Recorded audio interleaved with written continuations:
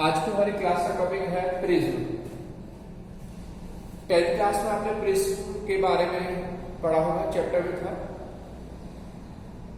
Prism को जानने से पहले अगर हम आकाश में एक घटना को देखें, एक इवेंट, बारिश के बाद आपने इंद्रधनुष को देखा होगा जिसमें आपको 7 कलर्स 7 रंग दिखाई देते हैं। बिल्कुल ऐसा ही पैटर्न, रंगों का यही पैटर्न हमें प्रिज्म में भी देखने को मिलता है।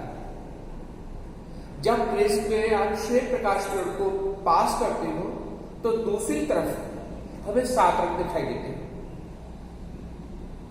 इस क्रिया को बोलते हैं हम प्रकाश का वर्ण विक्षेपण, डिस्पर्सन ऑफ लाइट। तो ये सब जो क्रियाएं हैं इनको तो हम बाद में डिस्कस करेंगे। पहले हम देख लेते हैं व्हाट इज प्रिज्म। प्रिज्म है क्या? तो प्रिज्म एक ट्रांसपेरेंट मीडिया या पारदर्शी माध्यम होता है इन द ट्रायंगुलर शेप, जो त्रिभुज की आकृति का होता है। सामान्यतः हमारे जो प्रिज्म होते हैं वो कांच के बने होते हैं। अगर हम प्रिज्म को रिप्रेजेंट करें तो it is a prism ABC, जिस द्वारा बीसी होगा प्रिज्म का आधार कहलाता है। BC is the base of prism, prism का आधार। हर एक छोटी बात बहुत इंपॉर्टेंट है, नोट करने की होती है। एबी और एसी, एबी तथा एसी ये बोलाते हैं अपवर्तक पृष्ठ, अपवर्तक पृष्ठ, रिफ्रैक्टिंग सरफेस। क्योंकि जो पारदर्शी माध्यम होता है तो निश्चित रूप से इन पृष्ठों पर प्रकाश का अपवर्तन की क्रिया होगी, रिफ्रैक्शन का फिनोमेना होगा। तो एक अपवर्तक पृष्ठ होगा एबी, दूसरा अपवर्तक पृष्ठ है एसी। ये हमने कुछ इस तरह के ये डॉटेड निशान लगा दिए। ये रिप्रेजेंट करेगा कि प्रिज्म कांच का बना हुआ है। ये जो यहां पर एंगल होता है सब होते हैं प्रिज्म एंगल। एक प्रिज्म एंगल, प्रिज्म कोण।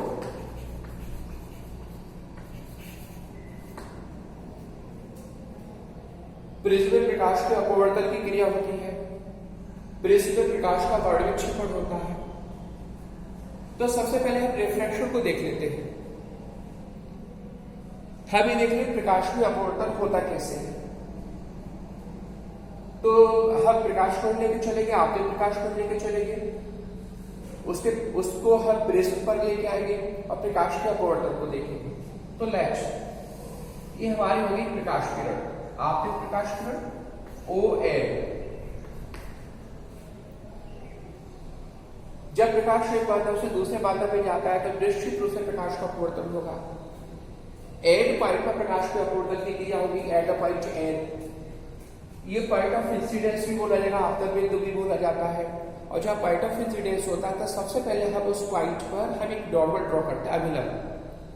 अभिलंब जो होता है वो सरफेस से एक परपेंडिकुलर लाइन होती है, एक ऐसी लाइन होती है जो सरफेस से 90 डिग्री का एंगल बनाएगी। तो इस एंड पॉइंट पर हम नॉर्मल ड्रॉ करेंगे, अभिलंब ड्रॉ करेंगे, तो ये अभिलंब हो गया, इट इज अ नॉर्मल। प्रकाश की किरण इस माध्यम से इस माध्यम पे जा रही है। अगर इसको विरल माध्यम लेके चले, प्रिज्म अगर सघन माध्यम है तो विरल से सघन में जाएगी, तो निश्चित रूप से वो अभिलंब की ओर बेंच होगी। हमने थोड़ा सा अभिलंब की उसकी बेंडिंग दिखा दी, ये बेंच होगी। एन एम हो गई हमारी अपवर्तित किरण इनसाइड द प्रिज्म, प्रिज्म के भीतर। अब ये प्रकाश किरण इस प्रिज्म से बाहर निकलेगी, एक बार फिर अपवर्तन होगा। यहां पर अपवर्तन को दोबारा से दिखाने के लिए एम पॉइंट पर हम फिर अभिलंब ड्रॉ कर ले, नॉर्मल। ये अभिलंब हो गया एट पॉइंट एम। अब प्रकाश की किरण प्रिज्म से बाहर आ रही है, बेस सघन माध्यम से विरल माध्यम में जा रही है, अभिलंब से परे हटेगी, बेस अभिलंब से परे हटेगी तो नीचे फैल जाएगी एंड ए। तो ये हमने जो किरणें दिखाई है ये प्रिज्म में प्रकाश के अपवर्तन की क्रिया को रिप्रेजेंट करती है। बेस हमारी ओ एल हो गई, आपतित किरण हो गई जो प्रिज्म में प्रवेश कर रही, एंट्री कर रही है। एड पॉइंट पर रिफ्लेक्शन होगा, अपवर्तन की क्रिया होगी, और प्रिज्म के भीतर जो अपवर्तित किरण है वो अवलंब की ओर बेंड हो जाएगी। तो एन होगी अपवर्तित किरण इनसाइड द प्रिज्म। एक बार रिफ्लेक्शन और होगा, एन के हो गई निर्गत किरण, ये भी अपवर्तित किरण है जो एकदम बाहर निकली, तो उसको नाम देंगे हम निर्गत किरण, इसको बोलते हैं निर्गत किरण। आप सब बातें नोट कर लीजिए। ये बोले जाते हैं हमारे आपतित किरण, रे ऑफ इंसिडेंट, कुछ ऐसा ही होगा। एन पॉइंट पर अवलंब है, एन पॉइंट पर एक अवलंब है। तो प्रकाश के अपवर्तन को हमने कुछ इस तरह से रिप्रेजेंट किया। अब इसमें दो वर्ड्स आते हैं जो आगे चल के डायरेक्शंस में या न्यूमेरिकल से बहुत काम होंगे। एक होगा विचलन कोण, तो गिवन है विचलन कोण, इंग्लिश में बोलते हैं angle of deviation, angle of deviation.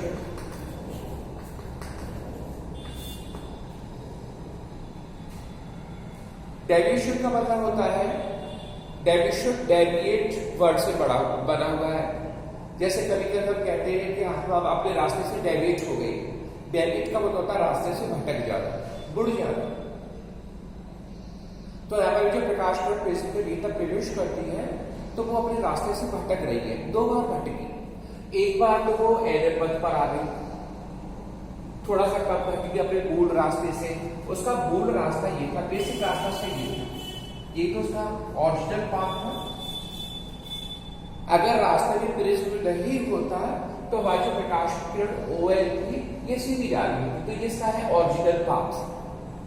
लेकिन जैसे प्रिज्म बेस ने एंट्री की, ऐसे अपने रास्ते से थोड़ा सा नीचे को विचलित हो गई, बाहर निकली और ज्यादा विचलित हो गई।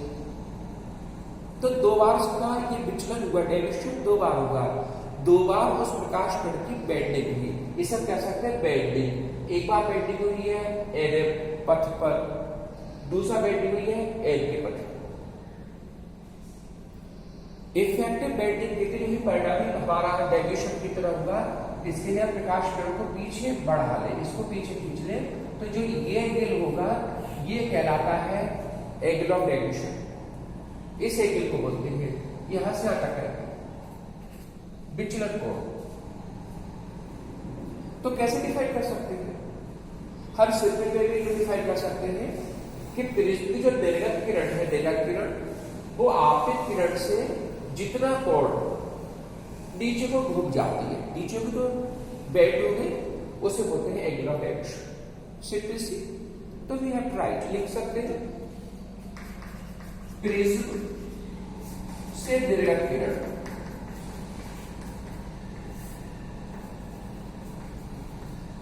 अपने मूल रास्ते से, अपने मूल मतलब ओरिजिनल पाथ रास्ते से जितना कोण नीचे को टर्न हुए, नीचे को घूम गई, नीचे को घूम जाती है, नीचे को तो बेंड होगी बेसिक को, उसे विचलन कोण कहा जाता है। एंगल ऑफ डेविएशन, कितना डेविएट होगी रास्ते से,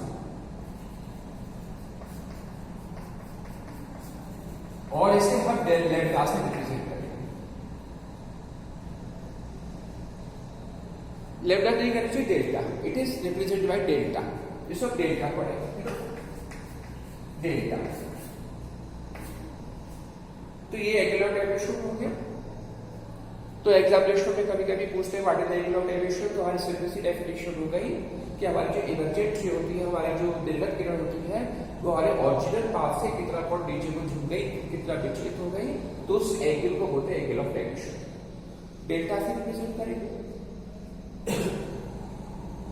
अब इसे एक इंपॉर्टेंट वर्ड आता है, that is the meaning of angle of deviation. अल्पतम विचलन कोण, अल्पतम विचलन कोण क्या है, न्यूनतम विचलन कोण।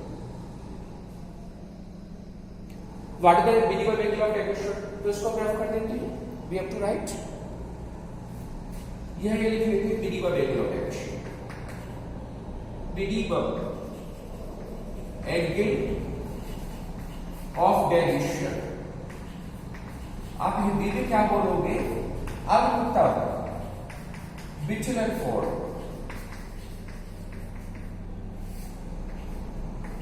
वर्ड से लग रहा है, शब्द से लग रहा है, विचलन कोण का होगा न्यूनतम मान। It mean the minimum value of angle of deviation.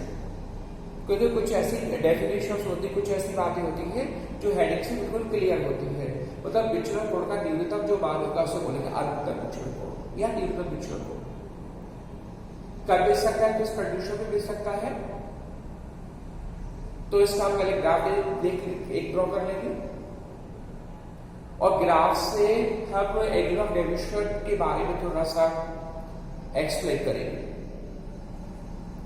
तो एक बात देखी गई है, एक्सपेरिमेंटली देखी गई, प्रयोगों से देखी गई है कि हमारा जो एंगल ऑफ डेविएशन होता है, जो विचलन होता है, ये डिपेंड करता है एंगल ऑफ आई पर, एंगल ऑफ इंसिडेंस पर। ये तो आपका एंगल ऑफ इंसिडेंस होगा। डेल्टा की जो वैल्यू होती है वो आई के ऊपर डिपेंड करती है। और अगर आई के मान को हम छोटे मान से स्टार्ट करें, छोटे मान से मतलब आई का मान हम 20 डिग्री लेके चले और 20 डिग्री से थोड़ा थोड़ा बढ़ाते चले जाए, 5-5 डिग्री बढ़ाते चले जाए। पहले आई का मान लिया आपने 20 डिग्री, फिर ले लिया 25 डिग्री, फिर 30 डिग्री, 35 डिग्री, 40 डिग्री, इस तरह से 5-5 डिग्री बढ़ाते चले जाए, तो प्रयोग से ये पता चला है कि डेल्टा का मान पहले धीरे धीरे घटेगा, पहले धीरे धीरे कम होता जाएगा और कम होने के बाद फिर बढ़ता है। बेस डेल्टा का मान, विचलन कोण का मान आई के ऊपर कैसे डिपेंड करेगा? एक तो आई के ऊपर डिपेंड करता है, निर्भर करता है, बहुत इंपॉर्टेंट बात।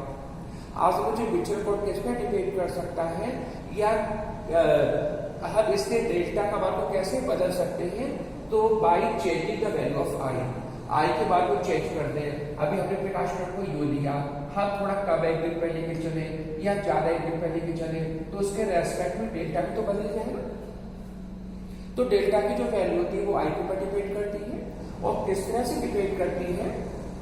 तो प्रयोगों से ये देखा गया है कि आई के मान को पहले हम थोड़ा थोड़ा बढ़ाए, तो बढ़ाते जाने पर पहले डेल्टा का मान घटेगा, उसके बाद बढ़ना है। एक ग्राफ खींचा गया है between the I and delta, तो पहले ग्राफ खींच लेंगे, उसके बाद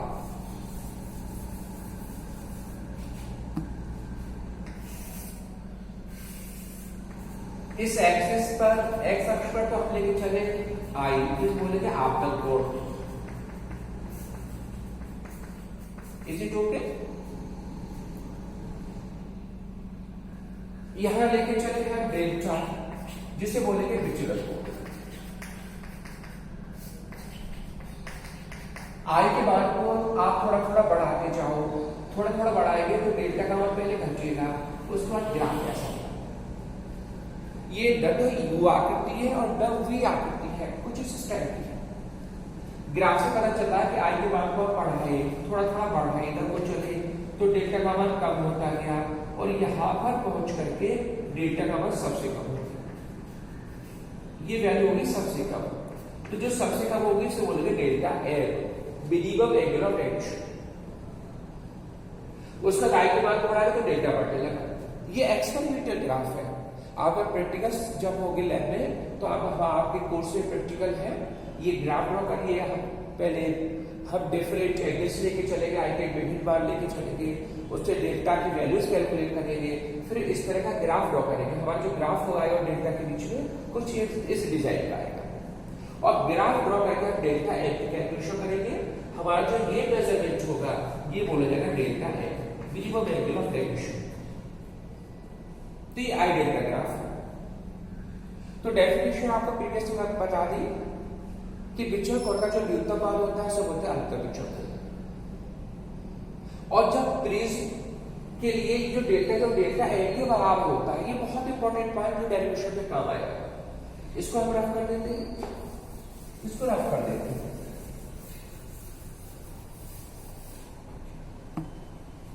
जब विचलन कोण जिसे हमने डेल्टा बोला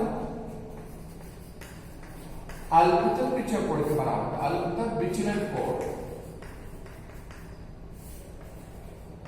के बराबर होता है प्रिज्म डेल्टा एल के बराबर। तब तो बातें होती है, अगर जब पिक्चर कोड हमारे डेल्टा एल की कंडीशन में हो, या जो डेल्टा जब डेल्टा एल के बराबर हो, उस कंडीशन में क्या होगा, दो बातें बहुत इंपॉर्टेंट। पहली बात है ये, हमारी जो ये एनएम किरण है प्रिज्म के भीतर अपवर्तित किरण, प्रिज्म के भीतर अपवर्तित किरण, कौन सी किरण है अपवर्तित, जो है एनएम, ये किरण आधार के समानांतर होती है, पैरेलल होती है आधार BC। ये बहुत इंपॉर्टेंट पॉइंट। लेकिन कब, जब हमारा जो डेल्टा एल के बराबर हुआ, केवल उसी कंडीशन में, तो हमारी जो एनएम होती है वो बेस के समानांतर होती है। पहली बात ये। दूसरी बात ये, मैथमेटिकली जब ये एनएम BC के पैरेलल होगा तो हमारा जो ये एंगल होगा, अब इस एंगल को हम क्या मानते हैं, ये है अपवर्तक कोण। पहले पृष्ठ पर इसे हम R1 लिख लें, इसे लिख लें I1। ये आपतन कोण हो गया पहले पृष्ठ के लिए, ये हो गया अपवर्तक कोण। दूसरे पृष्ठ के लिए आपतन कोण ये I2 हो गया, और ये जो होगा ये होगा R2। पहले पृष्ठ के लिए आपतन कोण I1, पहले पृष्ठ के लिए अपवर्तक कोण R1, दूसरे पृष्ठ के लिए आपतन कोण I2, दूसरे पृष्ठ के लिए अपवर्तक कोण R2। तो जब ये हमारी ये रेस के पैरेलल होती है तो हमारा जो I2 एंगल होगा वो R1 के बराबर होगा। अंदर का ये एंगल बराबर होगा, बाहर का एंगल बाहर के एंगल के बराबर। बहुत इंपॉर्टेंट।